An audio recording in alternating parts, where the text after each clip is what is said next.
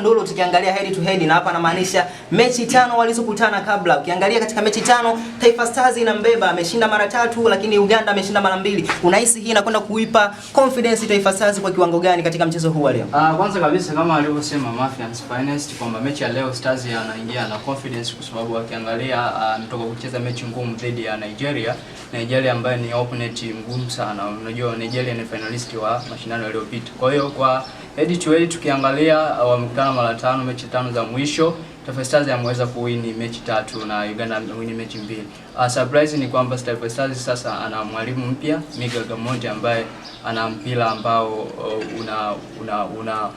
ana mpira ambao una apply au ana mpira ambao unacheza kutokana na timu ambayo inakutana nayo. Kwa hiyo Stars ana faida kwenye mechi. Unahisi Uganda kuona wachezaji ambao wanacheza katika ligi ya Tanzania, hapa nikimaanisha Steven Dese Mkwala lakini pamoja na Dr. Khalid Aucho, unahisi wanakwenda kuongeza confidence gani katika timu yao na katika kuipa mechi hii ugumu wa aina yake? Unahisi kutakuwa na ugumu gani kutokana na wachezaji hao kuwa wanaijua vizuri ligi ya Tanzania lakini pia wanatambua vizuri backline ya Taifa Stars? Mimi nafikiri vilabu ni vilabu. Kwa hiyo uwepo wa Mkwala, uwepo wa Aucho katika hii lineup ya The Cranes Uganda haileti chachu kwa Taifa Stars kupoteza mechi. Hivyo ndivyo anavyosema Kandolo, lakini tupo na mambo mengi ikiwemo ni pamoja na Alex hapa akitaka kutujuza. Unahisi Alex, ni mambo gani ambayo Taifa Stars wanakwenda kuyafanya katika mchezo huu leo, ukizingatia kwamba Uganda wanakuwa na wale striker kweli ambao wanatishia kweli kweli. Hapa nazungumzia Rogers Mato, lakini Steven Dese Mkwala pamoja na Dennis Okello. Unahisi kutakuwa na mchango gani katika safu hii ya ushambuliaji, lakini anakwenda kuwapa usumbufu gani mabeki wa Taifa Stars, hapa nikimaanisha Ibrahim Baka pamoja na Bakari Nondo Mwamnyeto? Kwa upande wa safu ya ushambuliaji ya Uganda The Cranes wana wachezaji wazuri sana ambao wana experience ya kutosha, lakini kwa mipango na mikakati ya kocha Miguel Gamondi wa Tanzania nadhani leo ataenda kuwadhibiti akianza na back four ambao kama alizoana katika mechi ya kwanza, na mimi itakuwa ni mpango mkakati mzuri kuelekea katika mechi hii, na nadhani Taifa Stars wanafanya vizuri katika mechi ya leo. Alex, juzi wakati lineup ya Taifa Stars inatoka dhidi ya Nigeria, mashabiki wengi wa Taifa Stars walishangazwa na kile ambacho kilitokea.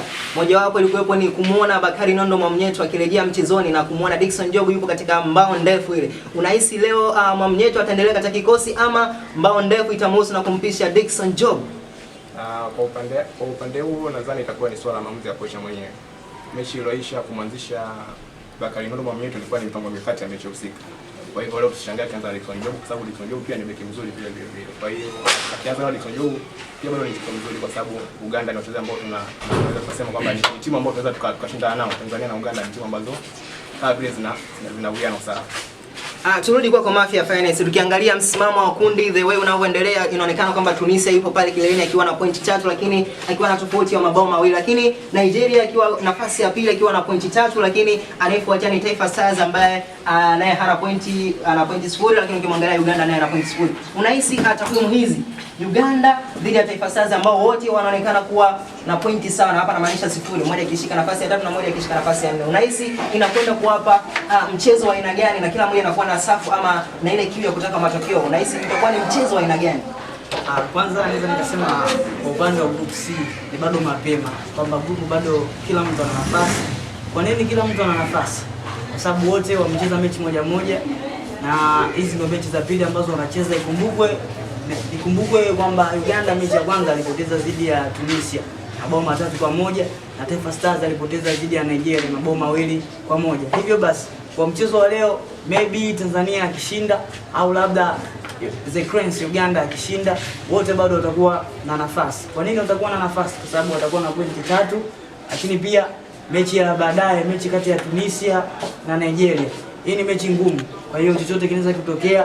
Lakini kwa upande wetu kama sisi wana Tanzania tunaombea mechi ya Nigeria na Tunisia itoke hata sare, then si mechi yetu zidi ya Uganda tushinde.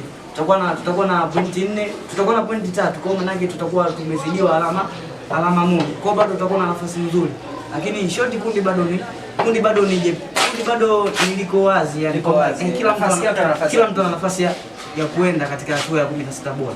Pengine nirudi kwako Kandolo, ukiangalia mchezo uliopita Faisal Salum hakuonekana katika mchezo dhidi ya Taifa Stars akiwa kwa sababu alikuwa na kadi ya njano ambazo zilikuwa zinamzuia kutokucheza mchezo wa juzi, lakini leo Karate inamruhusu Faisal Salum kuonekana katika mchezo huo. Unahisi pengine leo kutokana na mabadiliko yote kumwona Faisal Salum katika kikosi?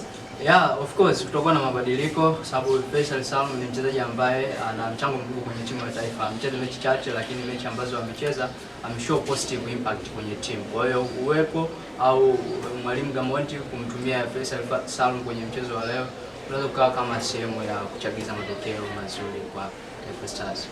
Bwana, hiyo ni mechi ya Taifa Stars dhidi ya The Cranes Uganda ambao utacheza katika uwanja wa Stade Baden pale Rabat, Morocco. Ni mchezo ambao tunasubiri kuwa na matokeo ya aina yake ama mchezo ambao utakuwa na mvuto wa aina yake. Ulikuwa nami HM Alika, sauti ya maadili, pamoja na Mafia Finance, Kandolo, pamoja na Alex Junior, tukiwa tunakupa yale michezo, lakini tunakusihi uendelee kutufuatilia katika mitandao yetu ya kijamii pamoja na YouTube, lakini bila kusahau Instagram pamoja na X. Mimi ni HM Alika, hadi wakati mwingine.